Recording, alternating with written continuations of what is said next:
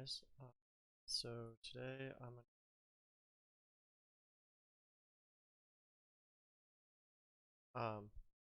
of composite shapes. So it's when they're shape put together. We have to kind of break them apart, or you make them whole again and then subtract the part that's missing. So actually, let's go. So you will be given a formula sheet for a while. Like, you won't have to worry about memorizing all the formulas. You just need to make sure that you understand what you need to do with those formulas. Just want to make sure.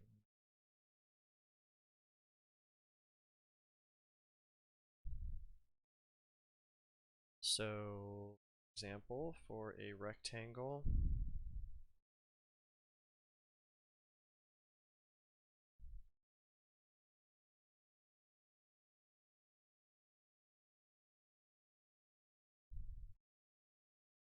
Area of rectangle, length times width.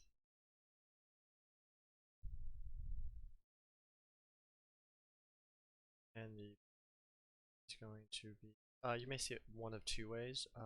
The most common is 2L plus 2W, or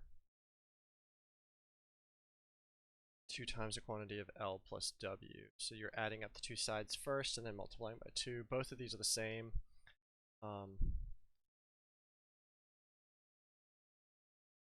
So this is before we would distribute the 2, and this is to happen would distribute the 2, which makes sense because you have 2 of the same lengths.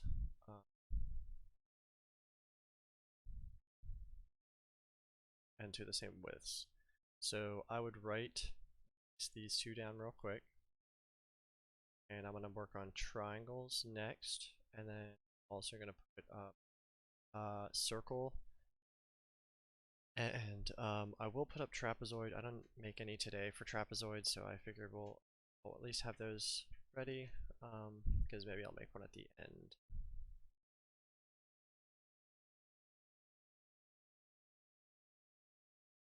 So try.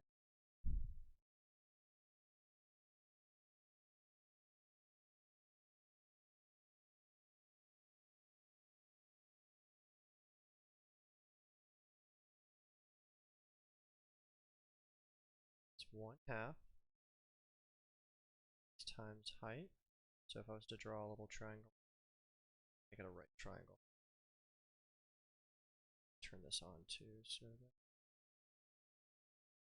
it's nicer shape. Erase that and try it one more time.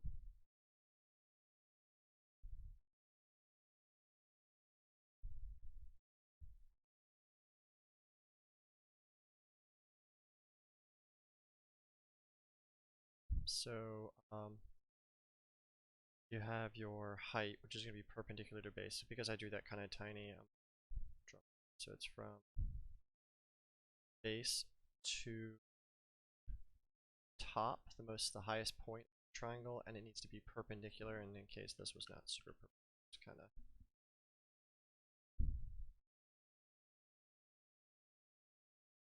so you'll know it's the height because you'll see a little right angle. See something like this. Show you that it's a right angle. So this would be the height. Then you have your base on the bottom. It's the where the triangle sits. That's gonna be the base.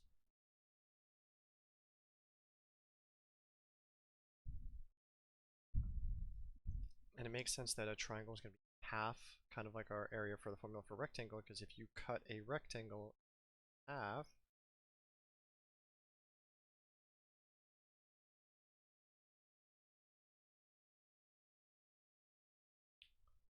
let's see. So if I was to cut this in half, like this way, it would be diagonally. So if I cut that in half, it would have a triangle. So that's where that comes into play.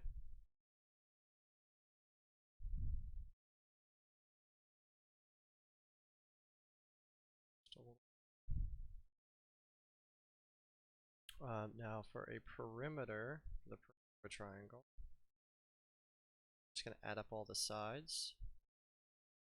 So when I say A plus B plus C, you can also remember this. It doesn't matter, but you're just going to add up all these sides. So I got A, you can still count B as your base.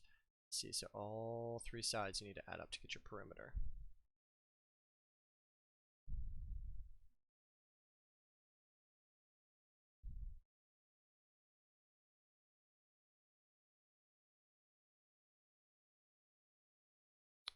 So then circle.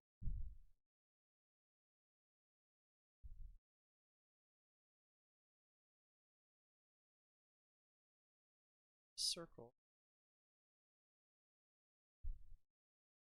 Square.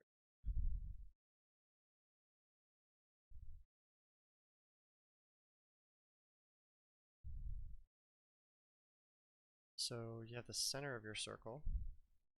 Have a line that either comes to the edge, or you may have one that cuts it completely in half. It goes through the center. It goes completely through.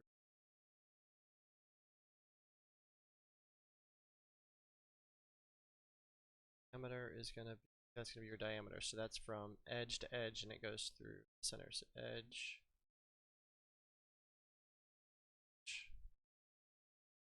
center. Make sure it goes through the center, because if it doesn't, then it's not the diameter. And then you have the radius, which is half your diameter. So radius, if you double your radius, you'll get your diameter as well. That goes from center to edge. Radius, center,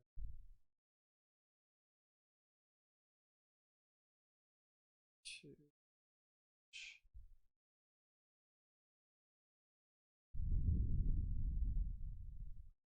Alright, and then for perimeter, we don't actually call it perimeter for a circle, we call it circumference. You'll see this big C.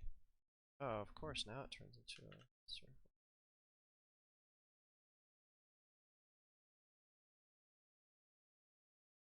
So you'll have two formulas for that. You can either use 2r, which might be easy for you, so you only have to know what the radius is. I times diameter, circumference, which makes sense because if I was to double the radius, I would get the diameter. So that's why that happens.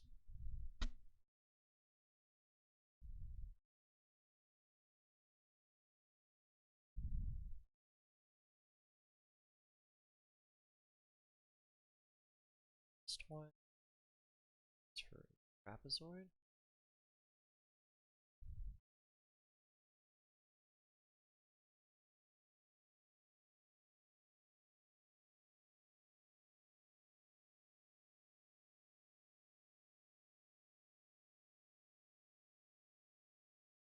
So that's 1/2 base 1 base 2 times height, and you may see where there are two bases are added together. You may see that on the opposite side of h. You may see it as 1/2 h times b1 plus b2.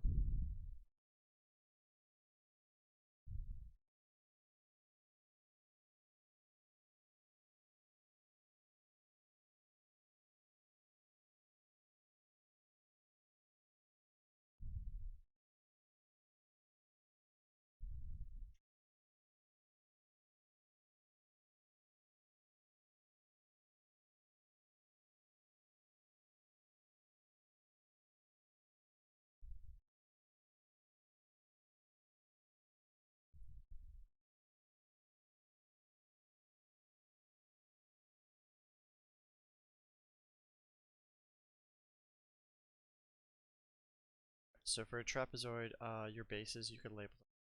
I'm going to just make the top b1, bottom b2.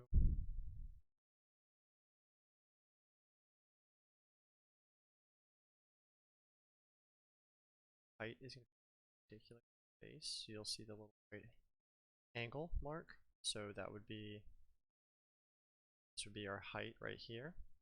And then I'm going to label these differently because not always are you going to have an isosceles trapezoid. So you could have A and C because these lengths may be different. If it's an isosceles trapezoid, then those lengths will be the same.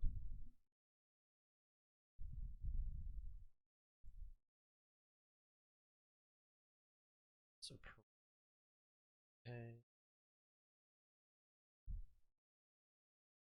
plus C plus B2, and you can rearrange this using the commutative property of addition. So you put the bases first, the A and C at the end.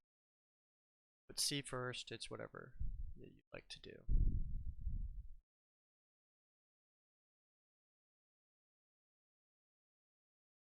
So make sure you have those written down real quick.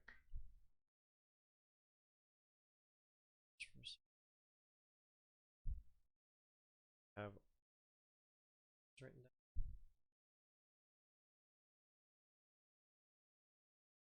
That.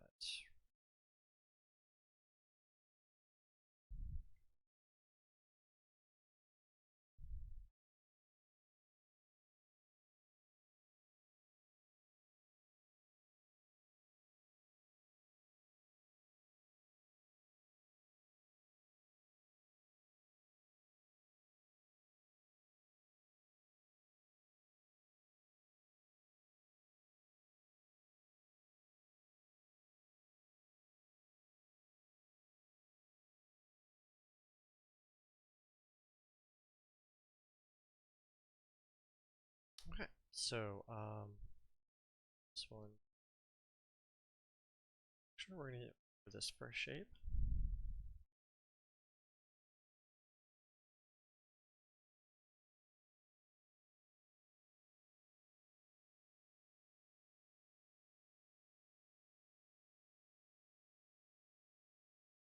So let's make this.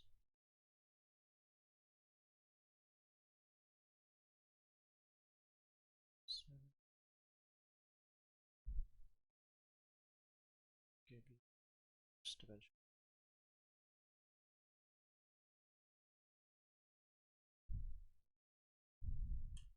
Terrible. Start that.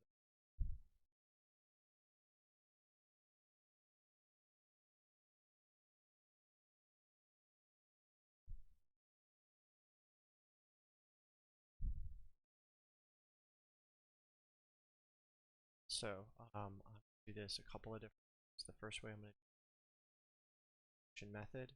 So I'm sorry, back up a little bit. So I want you to find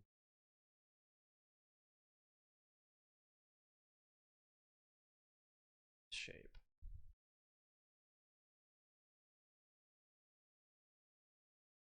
So to find the area,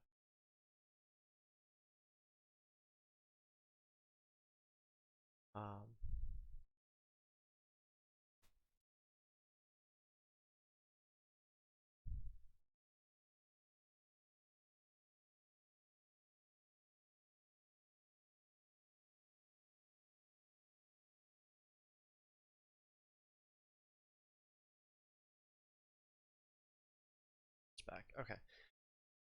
Sorry about that, y'all. All right. So to find the area, we're gonna do to use the addition method, or we can use the subtraction method. In this case, we can use that. So I'm gonna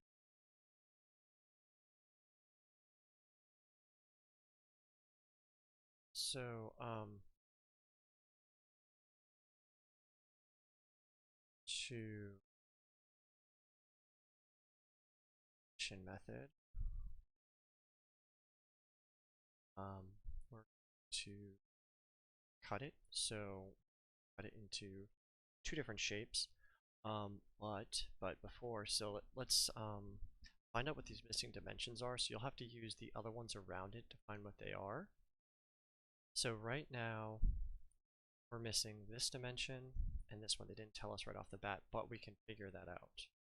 So to figure that out, what we're going to do is we're going to take our longest side and take away the shortest side that's opposite of that we know. So if this is 10 and this is 4, if we were to go all the way up to 10, and then come back 4, how much would we have left? Well, we would have 6 units left. So this would be 6. And we're going to do the same thing for our width. So if we go up 7 and then come back 3, how much do we have left? We have 4.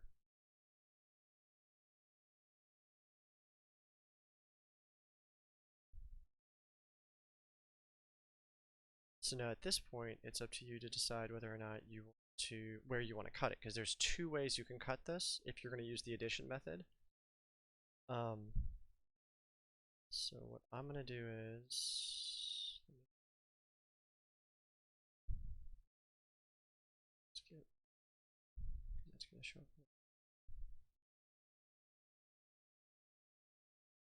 It's black to cut it for right now. Okay. Actually, we have to cut it. Okay, so we have 4, 4. So we could see this as being a square. So we could cut here and then leave ourselves with a square and a rectangle. We could cut here and have 2 rectangles. So at this point, it's kind of what you want to do. I'm going to do square and the rectangle just to keep it a little bit different, but I can solve it both ways. In fact, that's what I'm going to do. So I'm going to cut it here first, and I'm going to solve that in red. So I have a square. It's an SQ, not a 5. That's an SQ.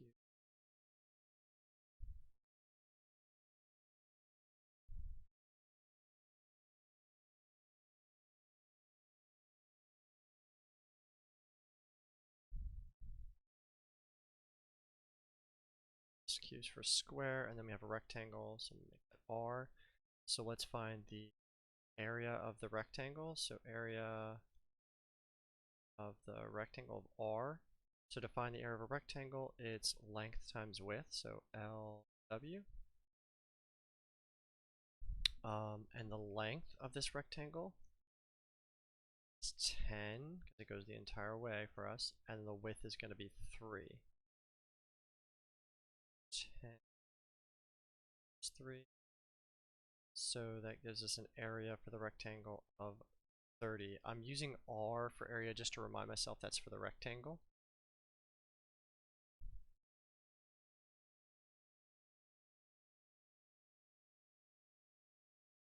Square is a little bit different. You could still do length times width, but what's unique about a square is that both sides are the same length. So if you multiply a number by itself, you're just squaring it. So you can just then length squared or W squared. They usually do S squared, for the S stands for side length, so it's S squared. And for us, our side length is 4 squared, which leads us to be 16. And if you're not going to remember S squared, that's fine. It is on your formula sheet. But the other thing you could do is just do length times width. So 4 times 4 is just 16.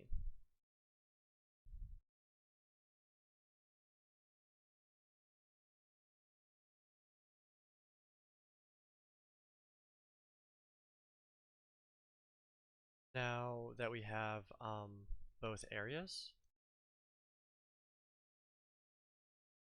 we can just add them together, because now we're just going to piece them together like Legos. So we have 30, so our total area,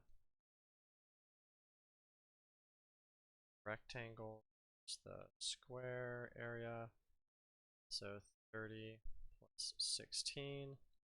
If I add those together, I get 46 some units squared. So I'm just going to use, could be inches squared, centimeters squared, feet squared. I didn't give ourselves units right now, so just call it units squared. Now, let's say you didn't cut it there. You decided to make 2 rectangles. Well, I'm going to erase this.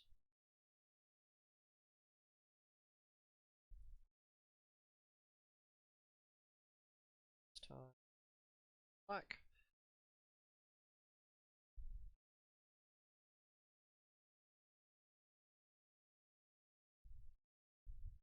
So I'm going to solve the second way. So this is one way to do it. Here's another way to do it with the addition method. So cut it.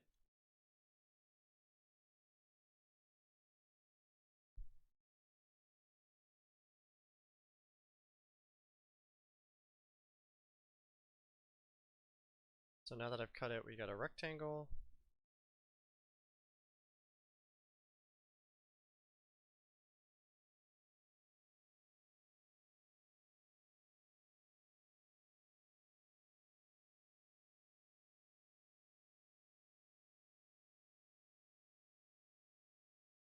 Alright, so we have two rectangles, so I'll write it over here.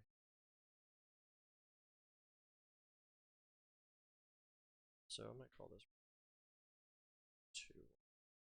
So, and if I do rectangle 1, its length times. So length can either use 4 or 7. The opposite's going to be true for the other one, so you'll times 7 or 7 times 4. Just going to give us 28 squared. Rectangle 2. And be careful. A common mistake on a situation like this is to do 3 times 10. But this isn't the rectangle you're looking at. You're looking at this rectangle right here. So it's 3 times 6 or 6 times 3.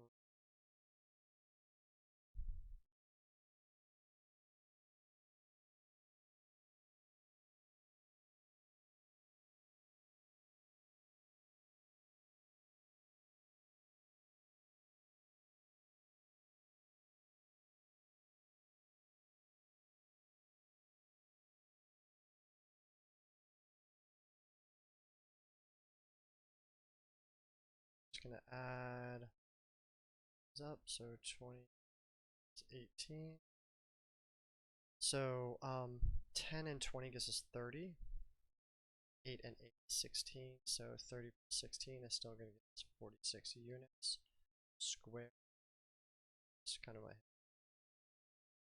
notice.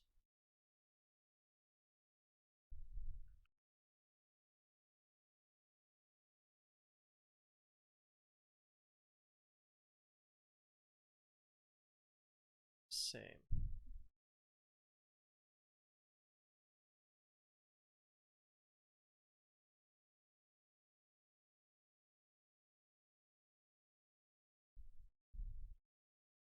So what I'm going to do now is I'm going to now with the subtraction method instead. So I'm going to have you copy that down real quick.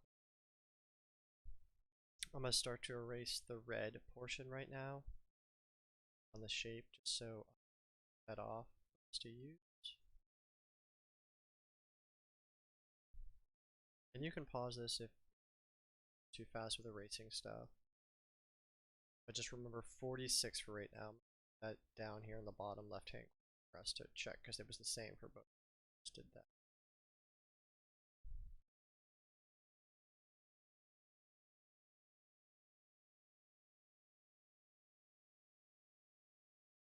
So let's say we didn't want to do it that way. In this case, we could use the subtraction method. Now understand though that you will have to use the addition on some problems, and another one you have to just use subtraction. So that I'm just showing you both ways that you can solve this. You'll have to use both methods depending on the problem. In this case, we can use either one. Others, you can only use one of two.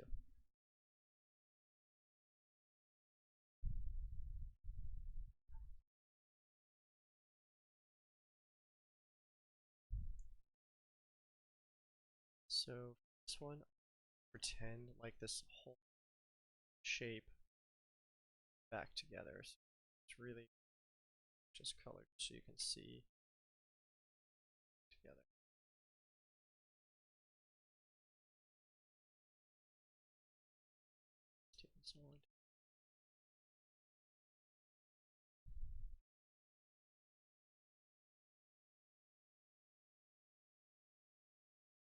Back together, we would just have a rectangle, right? Like a candy bar with some square rectangle bite taken out of it. So to find out what is this area before the bite was taken out. So the original shape is a rectangle. So the original shape.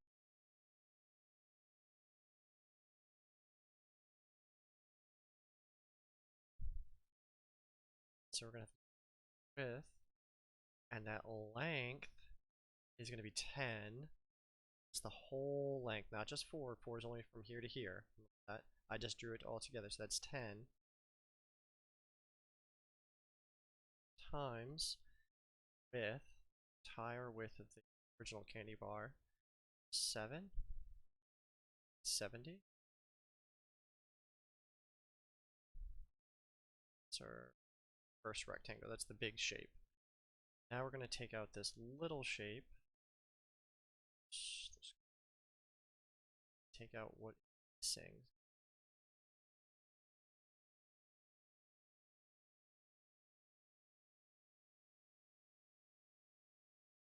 So now I have this out. So it's a 4x6, and that's still a rectangle too.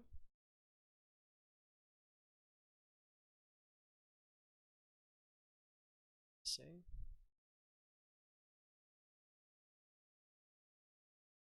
Happens to be a rectangle as well, so I'll use an R for that.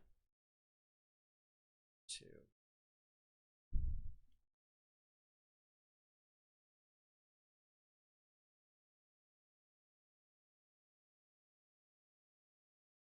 It's gonna be like that length is going to be 6 times 4. So 6 times 4, 20. So instead of adding these two, because we have a piece missing right, since that piece is missing, that was voided space. You may also hear in art they call the white space negative space, because we have this negative space right here missing. It's no longer there. We want to know what this shaded region is. Find the area of that shaded region. We're going to take what shape used to be and then take away what is now missing. So we're going to do 70.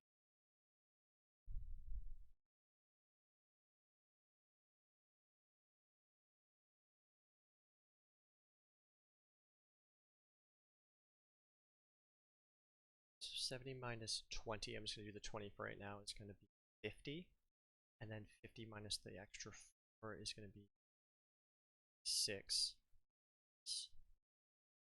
squared. So we end up getting the exact same answer. So again, in this case, this problem, we could have done the addition method or the subtraction method, and you cut it into any number of shapes.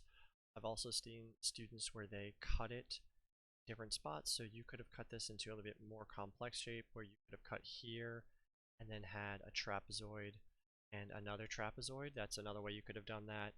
You could have cut it into a bunch of different triangles. You could have cut this into a variety of ways, but it's best to make it as easy as possible for you.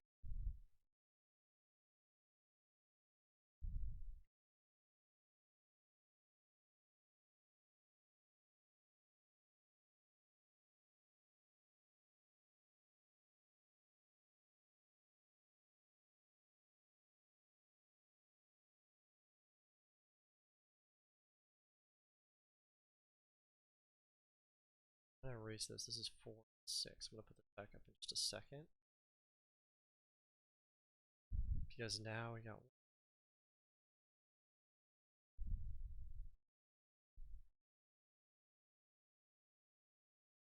and tomorrow subtraction because I'm made addition today. So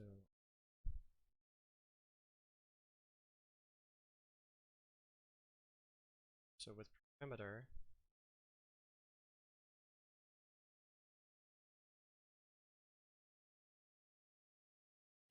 this one's easier than another one that we're going to have later on, because all we have to do is just add up all the sides. We don't have to calculate circumference or anything. We don't have to calculate a missing side length because we've already done that. So I usually tell you to pick a corner. I'm going to put this corner down here, and clockwise, and then start to add them all up. So 7 is 10, plus 3 plus 6 plus 4, and it's best to go through like a little check mark to make sure that you got all the sides, because sometimes you may forget a side. So yep, so now I'm just going to add them up straight across. Calculate, so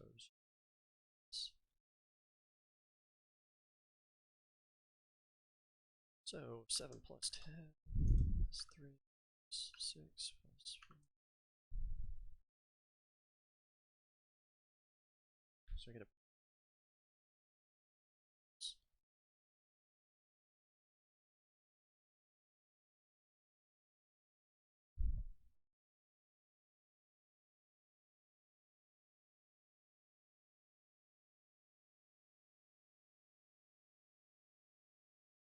since we're just adding up sides, we're not multiplying these.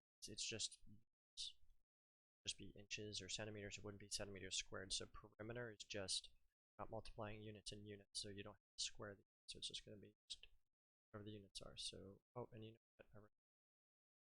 Out because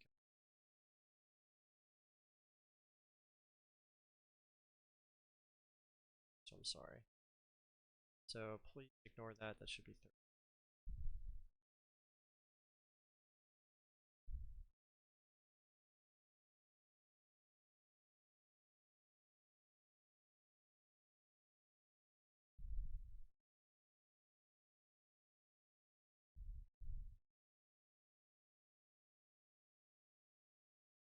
So I am going to do one more problem, and then I'm going to one to do on our own. I am going to do just this next one and the following one. Calculate the area as well, and their circumference. I'm sorry, and the perimeter. Dimensions in a second. So I'm going to erase this now.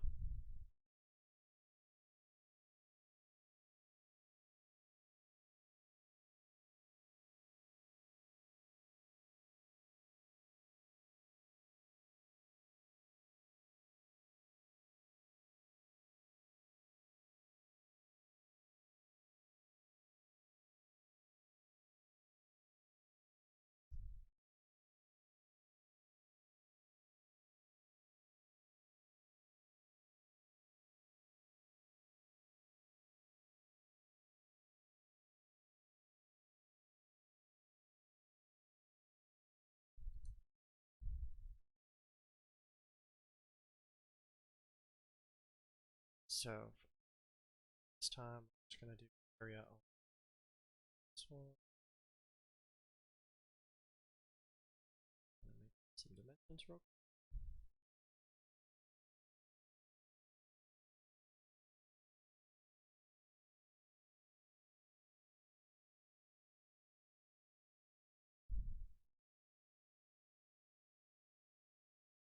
Let's make this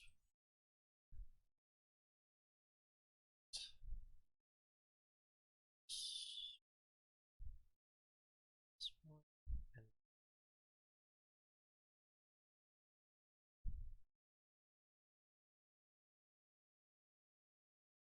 and 2. Alright, so I have seen this a couple of different ways as well. Probably this thing to do in my mind to cut here, since it's already cut for us, and have rectangle, triangle. I've seen separate the triangle, so they do 2 triangle, rectangle.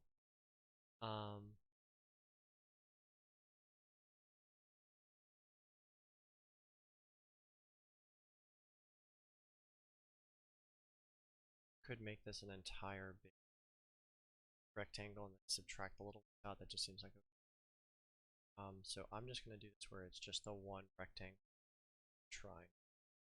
Okay. If you have a different way, please let me know. You can chat. So, or leave a comment too if you happen to be watching this later. So 2 shapes that we have: a rectangle,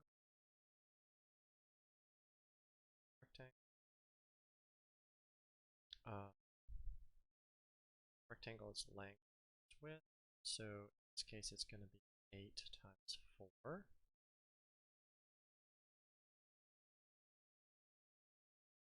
Oh, you know what? The other thing you could is to make this an entire rectangle again, and then subtract out the triangles as well. You could do that, or half the rectangle, since technically this way as well. But that's just another way. Anyway, 4. You can do this by 8 times 4. So 8 times 4, 2. So that's this dimension right here. I kind of just cut it. Now, for the next shape, triangle. This one's gonna be a little bit tricky because remember, triangle is half base times height. Our base though is from this corner to this corner. It's this entire length. Because if I was to rotate this, let me do.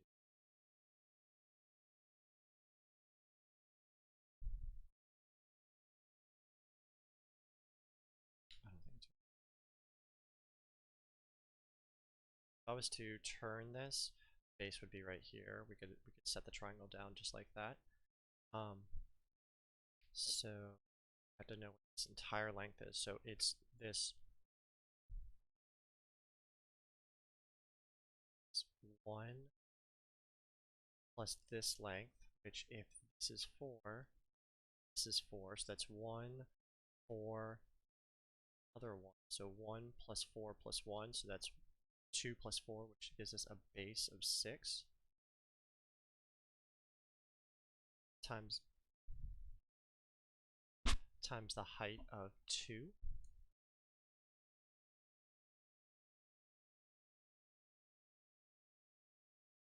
So you two things. You can do 6 times 2, which gives us 12, and then divide by 2 or times 0.5, which gives us 6 again. Take half of 6, which is 3. 3 times 2, so there's a couple different ways since it's just multiplication. We can use the division property to move it around. But if it's into Desmos,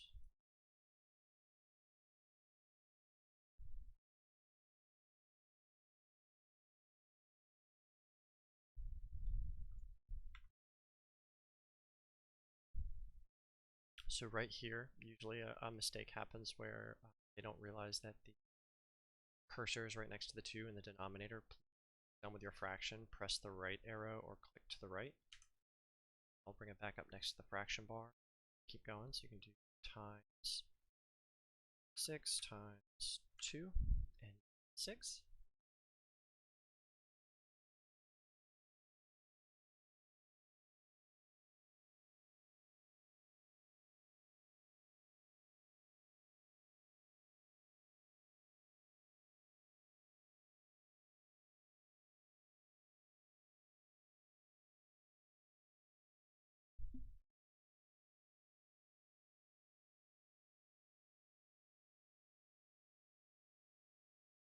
So the total, we're just going to piece them back together like Legos. So 32 plus 6, 8, and all units again. I'm sorry, so that's units squared. So that would be our final answer.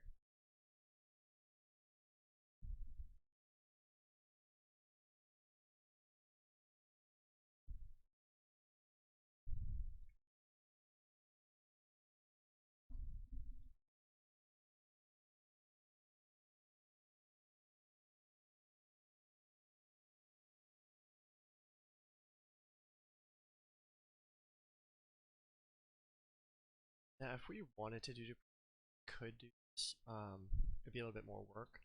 I don't know if they'd ask you for something like this, but they may. So with this, since this is cut in half, this would be center to here 2, and 1, so this would be a 3 by 2 triangle, and use the Pythagorean find this distance, and since it's an isosceles, same.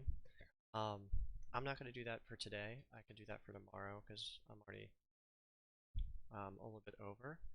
But if you'd like to see that, if you could just let me because that is a really good question to work through because it is pretty challenging. So I'm gonna leave that one up just in case y'all tomorrow.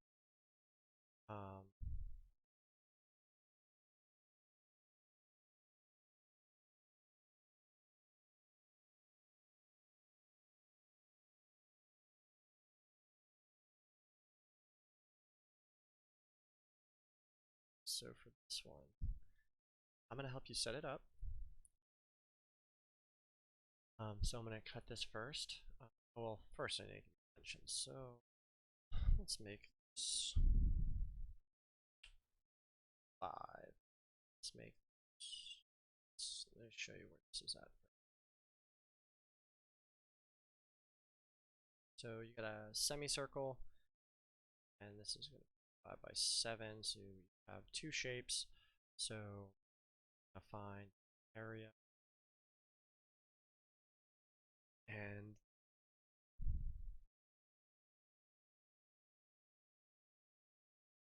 so the 2 shapes that you have is rectangle.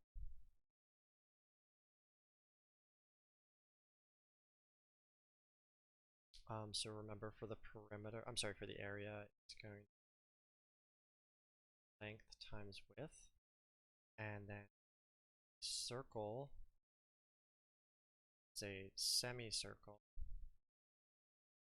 So normally the area for a circle is pi r squared, but since it's a semicircle or a half circle, to then divide by 2 at the end.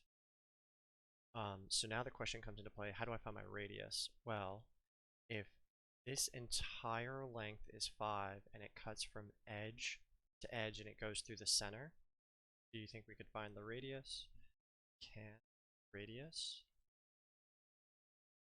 is not going to be the full 5, it's going to be, remember, radius is half diameter, it's going to be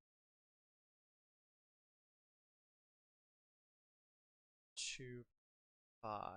Okay, so I gave that hint for y'all to help you out. So that's going to be help you with the radius. So I want you to find, this is going to help you find the area, and remember at the end you're going to have to find the total once you find each one. And then for the perimeter,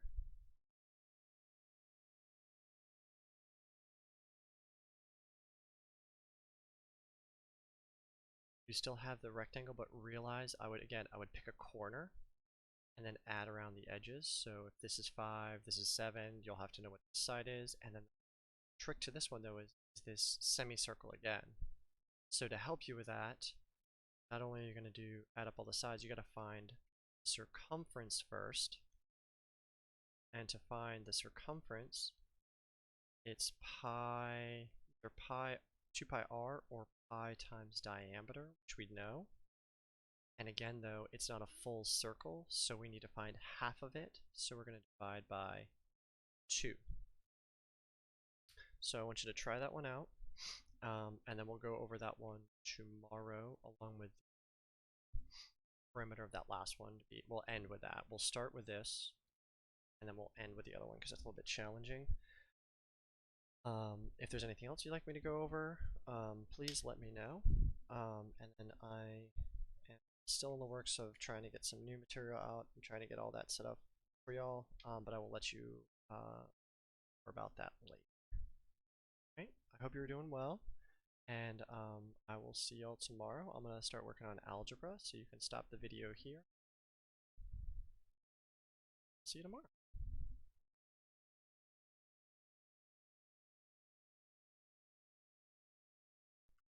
Alright, y'all. So today for algebra, I'm going to go over some systems stuff. So I was going to go over system of equations first, and then see how far we make it today, and whatever we don't get over with today, I'll push it into tomorrow as well. And then just go from there. And like I said, I'm still trying to get some new stuff set up for y'all. I have the first unit ready, or the first like lesson ready. I just want to make a few more first. So I may start that next week, or I may wait until after your spring break is done. And maybe I'll still do it over spring break if y'all feel up to working over spring break. I'm okay with that as well. So systems of equations. We learned a couple of different ways to do it. The easiest way, and actually, before I get started with this, let me get the Desmos open. Graphing calculator. Um, there are ways to solve systems of equations.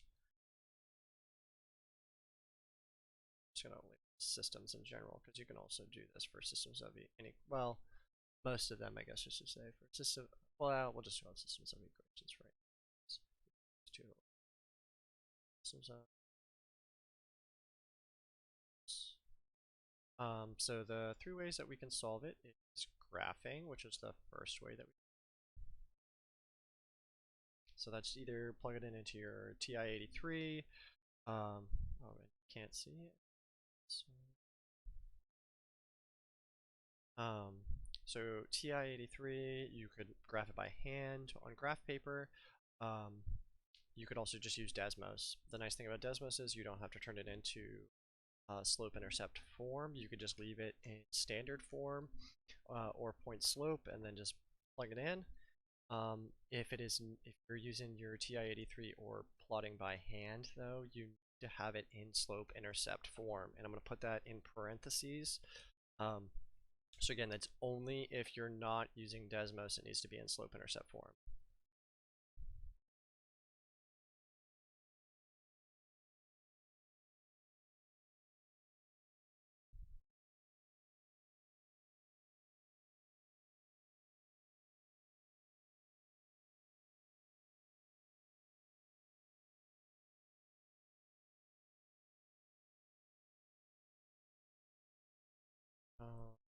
So that's for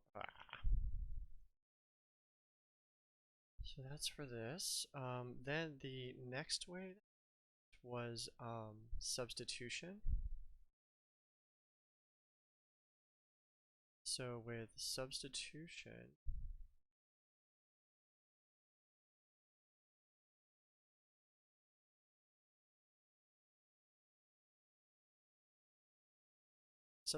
you're going to solve for one of the variables. It doesn't matter which one. It could be x, it could be y, it could be using the first equation, it could be using the second equation. It's completely up to you. Again, you want to make your job or life as easy as possible when you're trying to solve for this. So pick the easiest one to solve for and the easiest equation to solve for that variable. Sometimes either one, it's kind of a toss-up. So it just varies. Sometimes there's already one already solved for you. But after you've solved for that variable, you're going to plug it into the other one. So in this case, there doesn't need to be any particular form. You just have to solve for one of the variables. So that you're going to use the literal equations, the methods that we use for literal equations during substitution. And for the third one,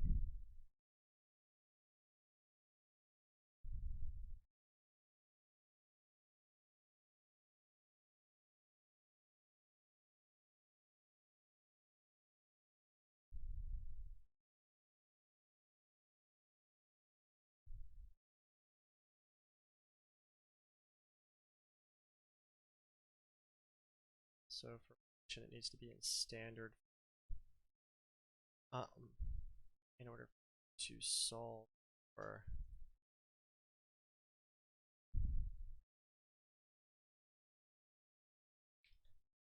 it, and you're either going to add or subtract. It kind of depends on what, if you need to change the sign or not. If you need to subtract, you have to change the signs are the same, but the coefficients are the same. If you add, coefficients are the same and they're opposite signs, so you're good. For these problems, I have about 5 lined up. I am going to solve them in each method. So, if you're following along, please get some paper. I would recommend doing that. Again, it is, you pick what is ever easiest for you. The nice thing about Desmos is that you're going to be using it pretty much for the rest of your high school career, so you don't have to worry about anything. They also have the TI-83. You can do almost everything with Desmos with the exception of one thing, which is line of best fit. Get to that later. But So that is something nice to at least use to check up on your work, but it is nice to also know how to do substitution and elimination because it's still a lot of the algebra fundamentals, which is pretty key for Algebra 2, and if you decide to go on to later maths as well. Okay, so for the first one, and what I'm going to do is I'm going to erase this and right here.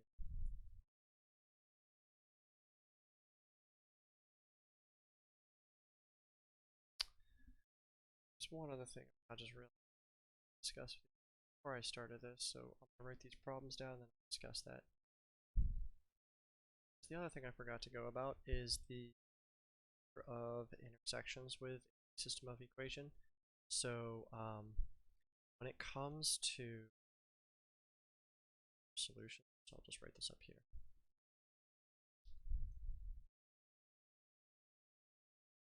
Number of solutions.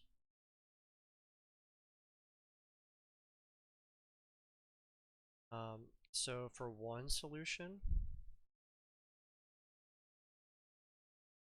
the lines will intersect. So there will be just one intersection, so the lines will cross. So lines cross at one.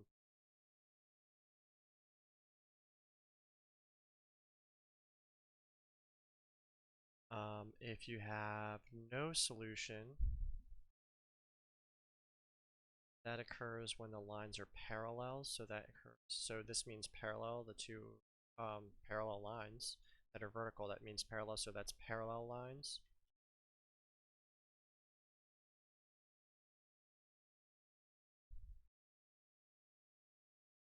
Means they have the same slope, so they'll never cross. And then you can have infinitely many solutions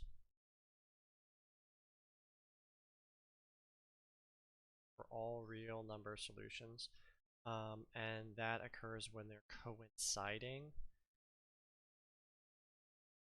Spelled that. It's a C. It's an S. As I want to know.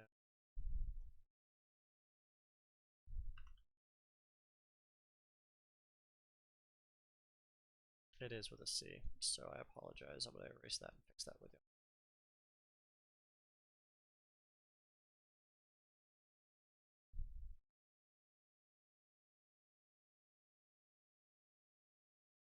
Coinciding lines. So what does that mean? That's when the lines are right on top of each other, or they're the exact same line. Okay, so they're the same line when it's dealing with coinciding lines. Down here, so just write those down. Haven't, if you need a refresher, you can write those down. And then I'm going to start working through the problem. I'm going to graph it by hand first, then check it with Desmos. Then I'm going to solve it with substitution, and then finally with elimination.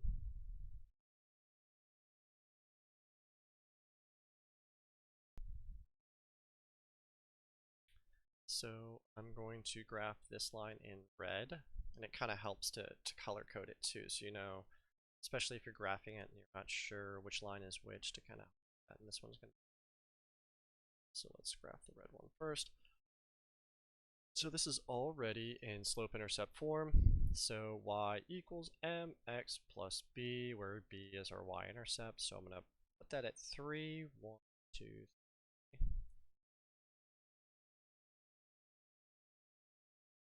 That has a slope of 4, so I need to go up 1, 2, 3, and over. And I can also go in the reverse order and go down 1, 2, 3, over. 2.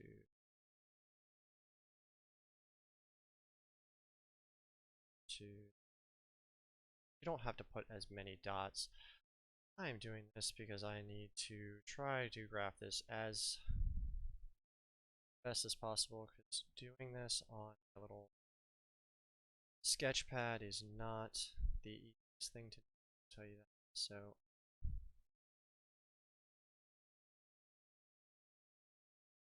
to mess this up.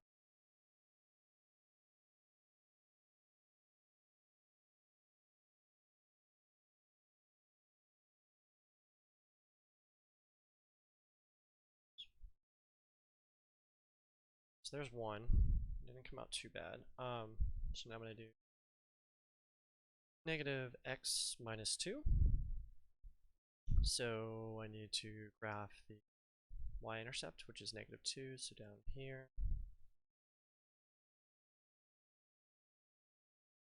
And then this is going to be a negative slope, so it's going to be down 1 over.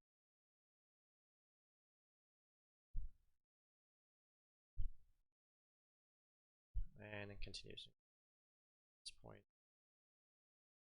It's really quick. For the opposite, so we already know where we're crossing. It's going to be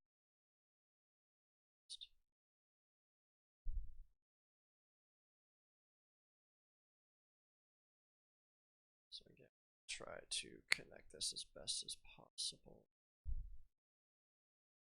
This direction is much more. So try.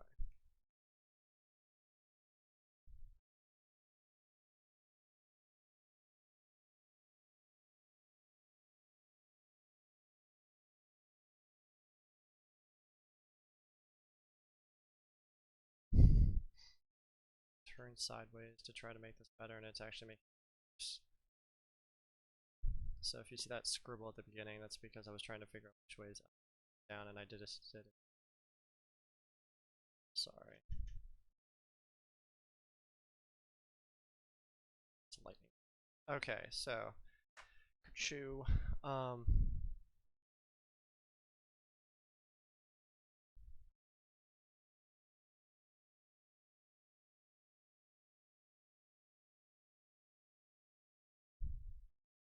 Alright, so it crossed only at one spot, and it crossed at -1, -1, because that's where we can see right here. So our solution is going to be -1, 1. This would be our answer. And then I'm actually write that substitution. So I'll write it over here just to make sure it's the answer. Actually,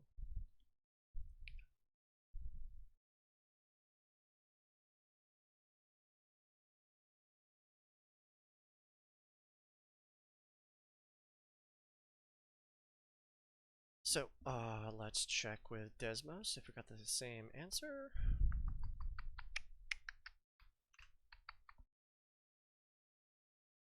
It's for myself. Alright. Equals for x plus 3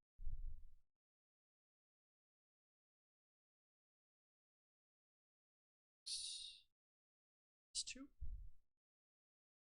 And if I hover over where they intersect, which is going to be right here, -1, -1, is that right? Yes, so we get the same answer. Just a kind of refresher over on Desmos as well. The nice thing about Desmos is it also gives you your intersection points, so where they cross the x and the y-axis, so your x-intercept and your y-intercept. And if you need to know it for your red line, you can just click the red line and it shows you here and here. And then that's your intersection points right here. And just to double check, I said you could also plot it, so don't forget your parentheses. Boom. So there's your point. It matches up, so you're good to go. And I am going to clear that because we're going to use that later.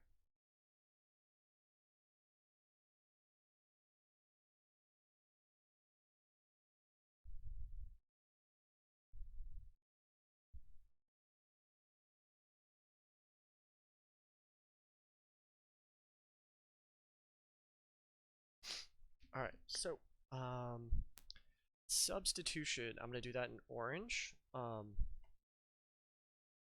This one's going to be really different, I'm going to say, just because we normally have one in if you want to use substitution, one's in standard and one's not. This happens to be both in slope intercept, so so they're actually technically already solved for a variable. In this case, it's solved for y for both of them. It's up to you to decide which one to plug in where, but it actually is going to look like the exact same problem. There was one IXL that I gave y'all that the word problems were like this, where they actually ended up being just set equal to each other because they gave you them both in slope-intercept form. So what's going to happen is that I'm going to take wherever I see y, I'm going to plug this in. Now let's say you wanted to use this y instead to plug in for here. That's fine too. So, but it's again, it's going to look like the exact same. So wherever I see y, I'm going to plug this in. So this is, here's a y right here. So I'm going to plug this bad boy in here. So I'm going to have 4x plus 3 equals negative x plus 2. Okay, so this is what you would look. This is what it would look like. Granted, yours is probably not color coded, and that's fine. I'm just showing you what that would look. Where is it going? So at this point, excuse me. You're gonna want to solve. Just solve for x, just like a normal equation. And oh, it's back. Okay.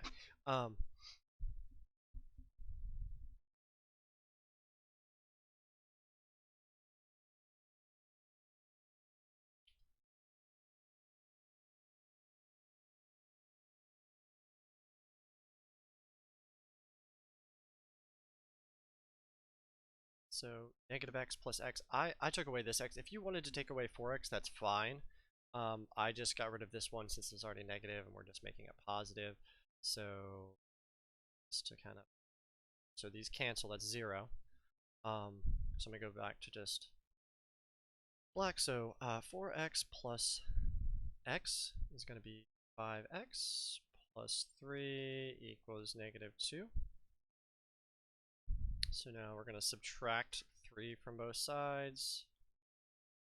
Positive 3 minus 3 cancels. So you got 5x.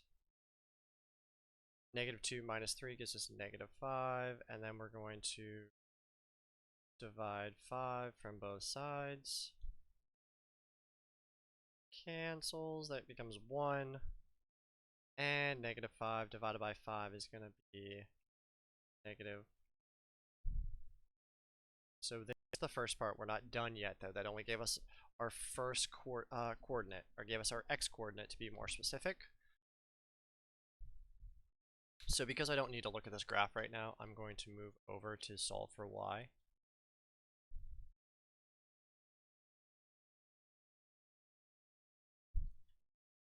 Now we're back with, okay, so we got our x coordinate, so now I'm going to do my y coordinate.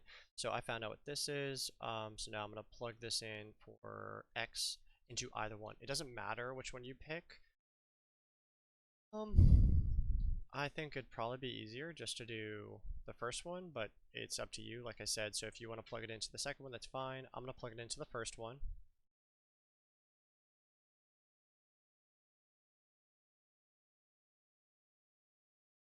So y equals 4x plus 3, and then I'm going to plug in negative 1 in for y.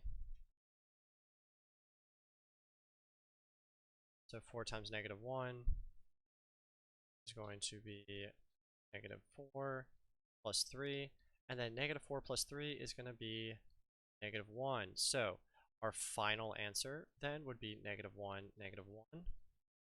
And does that match up with our graphed solution? And it does equal the same one. So that's another way that you can do this.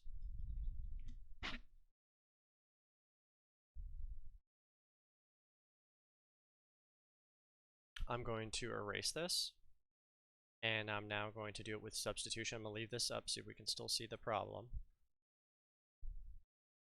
All right, so to do this with substitution, I'm sorry, elimination, you need to remove one of the variables. So you're looking for ones that have the same coefficient and that are opposite of each other if possible. If they're not opposite, that's okay, because then we can just subtract them as long as the coefficients are equal.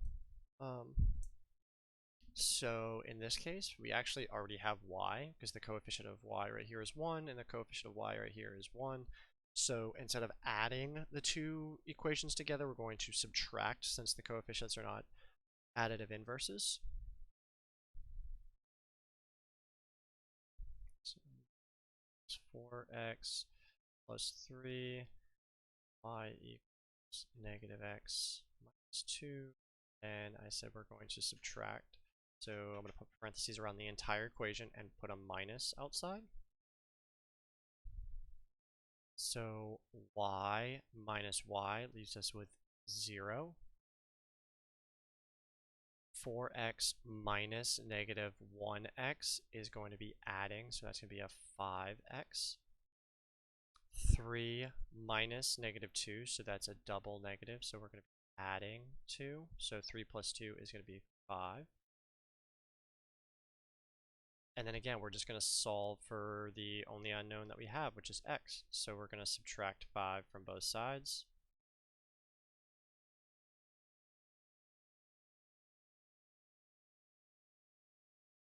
I have negative 5 equals 5x.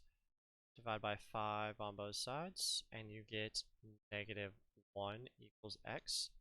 And we're off to a good start already because it matches up with our original x coordinate. So at this point, you can plug in this negative 1 into either equation. Since I did it for the first one the last time, I'm going to put it into the second one this time. The thing about this is if you had to multiply by a value to make the coefficients the same, you need to go back to the original equation. Granted, for this one, we didn't have to do that. I will have one like that. I think for the next one, don't have that option, so it will be on to a later one, but we will have that ability to show that, so just keep that in mind when we get there. So just make sure you always use your original equations that you were when you're substituting stuff back in.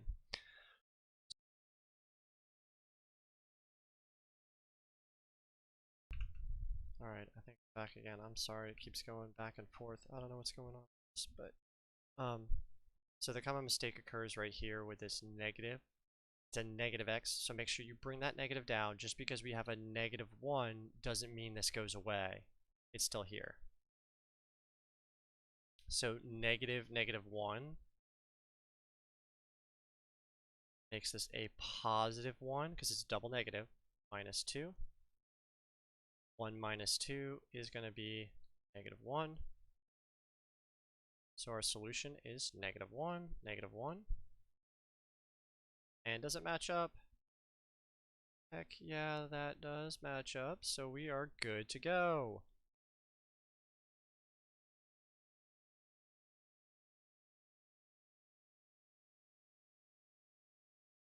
Alright, so I'm going to erase everything. Make sure you have that written down. If you're following along and want to write this down, pause it. If I'm erasing too quickly, I'm going to do the next problem. And then I will give you one to work on. Again, I'm going to go through all 3 methods on the next problem. I'm going to give you one to work through. And then we'll work on 3 then the next day.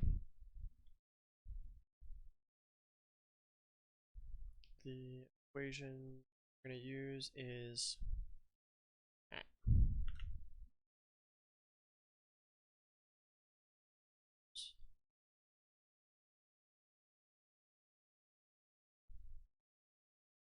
one, and then y equals negative 5/2 x plus 4. So that's a negative 5/2, not a negative s2 or negative s over z. So it's a negative 5/2 x.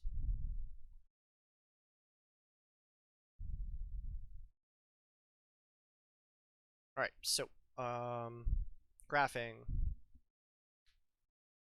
Red, green,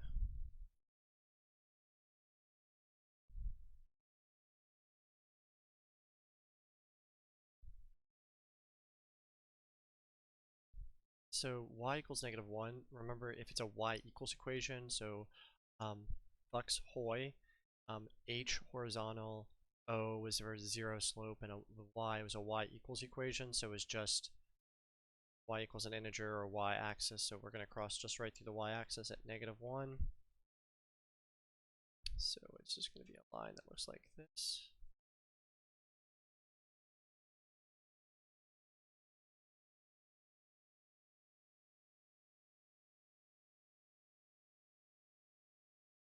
So there's our first equation, and then our second is going to be -5/2 x plus 4, so up 4, 1, 2, 3, 4.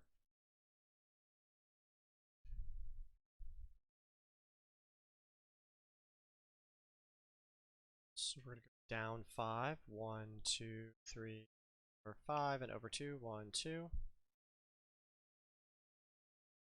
And then I'm going to go down 5 more, 1, 2, 3, 5, 1, 2. 2, 3. We're not going to fit there, so we'll go up 1, 2, 5, 1, 2. So again, I'm going to try my best to make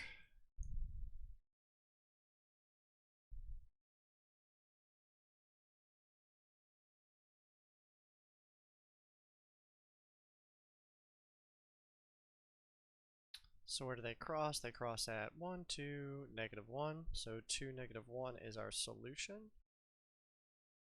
Alright, so I'm going to in just to see if Desmos comes out with the same answer that I just found. So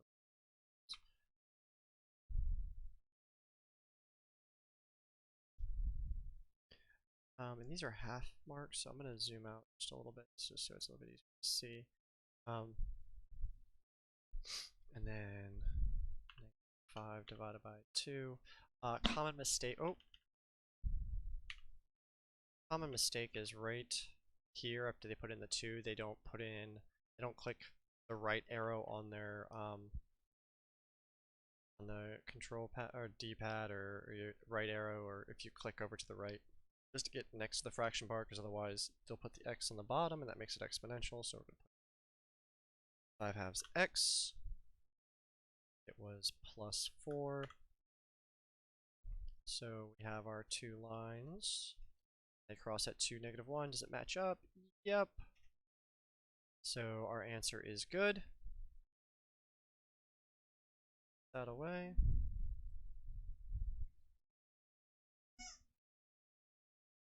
So that up, I'm going to move away from the graph, and I'm going to solve with substitution. This one's going to be a little bit easier to solve because the y value is already found out to be -1. So look at that, that's a -1. That's fine, she can keep squeaking it. So you may hear some dogs playing in the background. So y is already -1. Let's solve this in orange. So I'm gonna plug this in for the y. So -1 equals -1. I'm gonna plug in right here for y. -5/2 x plus 4. I'm gonna subtract the 4. So let's do that in a different color so you can see it being eliminated. So -4. So cross this off. -1 minus 4 is going to be -5.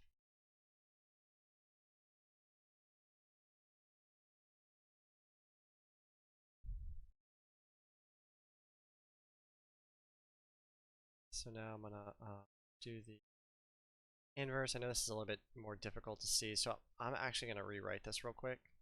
So this is -5/2 x equals -5. So you can see when I'm multiplying by the reciprocal. So there's two ways you can do this. You can multiply by 2, then divide by 5, or divide by 5 and multiply by 2 if you want to break this fraction up. But if you're multiplying by a fraction and you were to divide by a fraction, you're just multiplying by the reciprocal.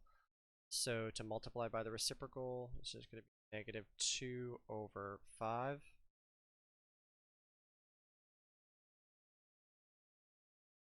And this is -5 over 1 because it's an integer.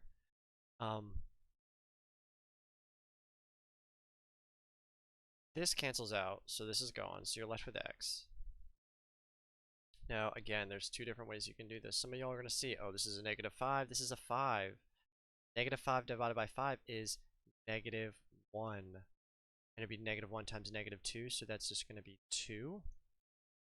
Or if you cannot see that, that is okay. You can just multiply like normal, so you multiply straight across. So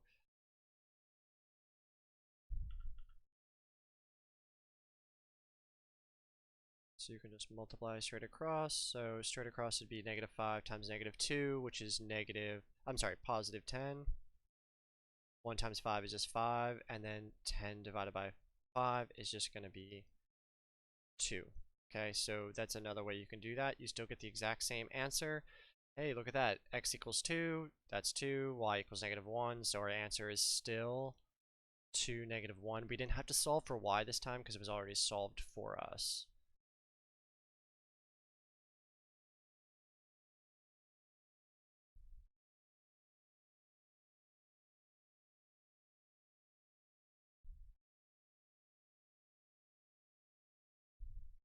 I'm going to erase this. I'm going to tell you right off the bat that substitution and graphing is probably the easiest for this problem. I'm going to do elimination, but I think it's going to be just a little bit ridiculous for it, only because it's just, you only need to solve for one of them, because again, y is already solved for it. So I would recommend out of the two, if you had to do it algebraically, to do substitution over elimination, but that's just me.